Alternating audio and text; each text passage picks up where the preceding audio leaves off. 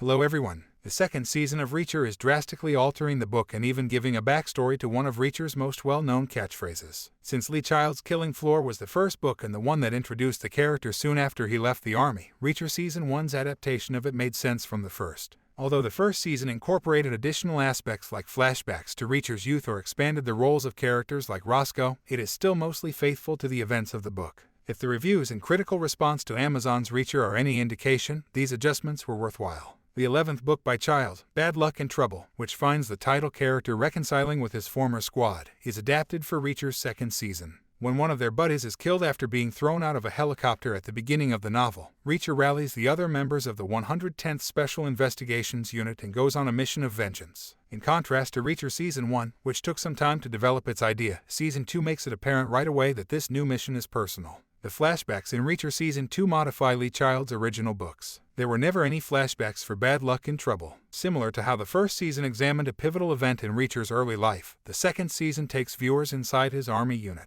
In the first episode, we are taken back to the group's inaugural meeting, where Reacher has brought together an eccentric bunch of people, among them the adored Neagley, the best in their own domains, to see if they can work well together. He takes them out for drinks to test his theory, but shortly after, they and 91st members get into a bar fight.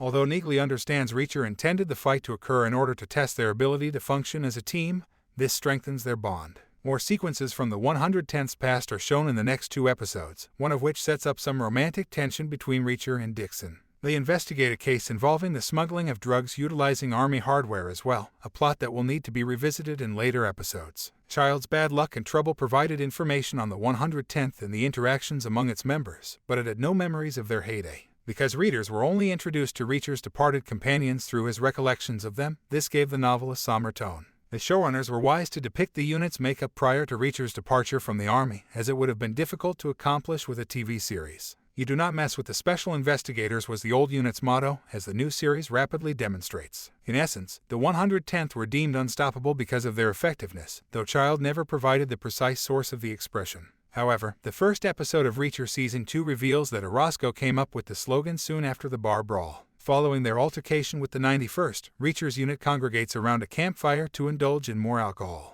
At this point, Roscoe raises a glass to his group and declares that the 91st had discovered the importance of "you do not mess with the special investigators." This phrase eventually became their catchphrase, and it debuted in Season 1 of the program when Neagley utters it following a near-assassination attempt on her and Reacher. Alan Richson, a Reacher Season 1 closing Lee Child's cameo. Although they weren't necessary, the first season's childhood memories helped to emphasize Reacher's identity. If the 110th sequences are any indication, flashbacks are going to be a recurrent element on the program. Child's writing style favors keeping readers in the present, but the Amazon version needs to swiftly cover a lot of content, and the flashbacks are a helpful tool for illuminating Reacher's memories of the 110th and his time in the army. Since the second season of Reacher established flashbacks as a regular motif, it is likely that the third season will also feature them. The third season's adaptation is still up in the air, but Alan Richson's favorite book Die Trying is a good contender.